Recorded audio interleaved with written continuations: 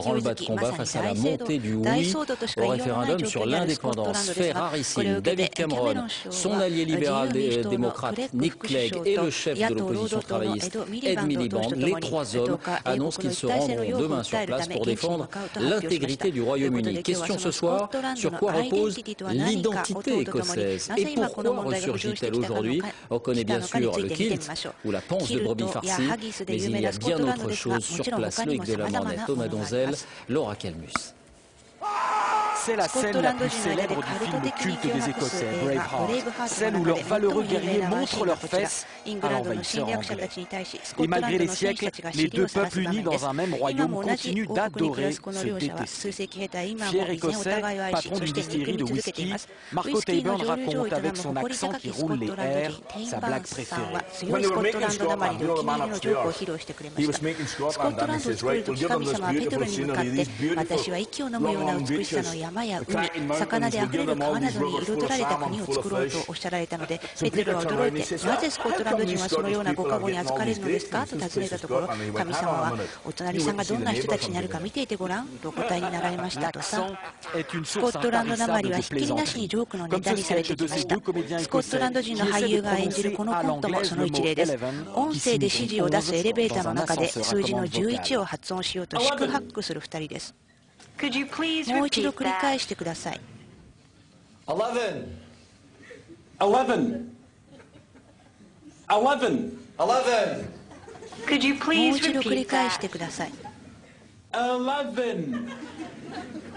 11スコットランド人からするとイングランド人はもったいぶった気取り屋、一方のイングランド人はスコットランド人は大酒飲みだと茶化します。そんな中、住民投票数日後に控え劇場公開となったあるホラー映画がスキャンダルを巻き起こしています。スコットランドに移住した善良なイングランド人のカップルがかの地に住む冷酷な住民により恐怖の体験をさせられるというストーリーです。確かにスコットランド人は英国に対して必ずしも愛情深いとは言えず、例えばここスコットランドのアバーディンの中心街では不敬罪にも当たるようなことも起きています。エリザベス女王の曽祖父にあたるエドワード7世の銅像が手にした王冠が三角コーンで覆われているのです。しかしイングランドとスコットランドの間の分裂はこういったさまざまなシンボルや紋切り方を超えたとりわけ政治的なものです。ス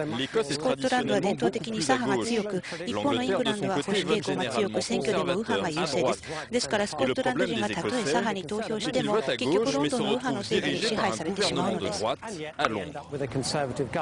すでに大きな自治を得ているスコットランドでは教育や医療は無料です。スコットランド人自身、社会面に関してはイングランドモデルよりもフランスモデルに親近感を感じるという声もよく聞かれます。このスコットランドの住民投票はその結果の以下にかかわらず、欧州内の複数の地域で独立派の意思を呼び覚ますという波及効果を及ぼしており、それらの地域では独立の機運がますます高まっています。ではジェノゾ記者、その具体的な地域ですがどこなのでしょうか。まずスペインのカタルーニャが11月に予定されている住民投票を通じてスコットランドの例に続くことを夢見ています。またベルギーのフランドル地方でも分離派が選挙のたびに勢力を拡大しています。そしてイタリアの北部の地域がアダニと呼ばれる連合の形成を夢見ています。それらの地域には共通点はあるのでしょうか。はい、どこもかなり豊かな地域で国内の貧しい地域のために税金を払いたくないと思っている点で共通しています。例えば人口500万のスコットランドはもし独立した場合、住民1人当たりの豊かさが世界で14番目となり、フランスやドイツ、そしてもちろん英国よりも上ということになります。また人口750万のカタルーニャが独立すると欧州内で第7位の経済大国になります。人口600万のフランドルについて言えば、この地域の失業率は 8.3% なのに対し、ワロンゴ地域では倍近い 14.8% となっています。そして人口3300万のイタリアの北部地域は南部に比べ2倍の豊かさを誇ります。ただこういった独立の夢にも限度があり、これらの地域は将来独立を果たした場合でも EU から離脱する気はないだろうと見られます。Merci Franck.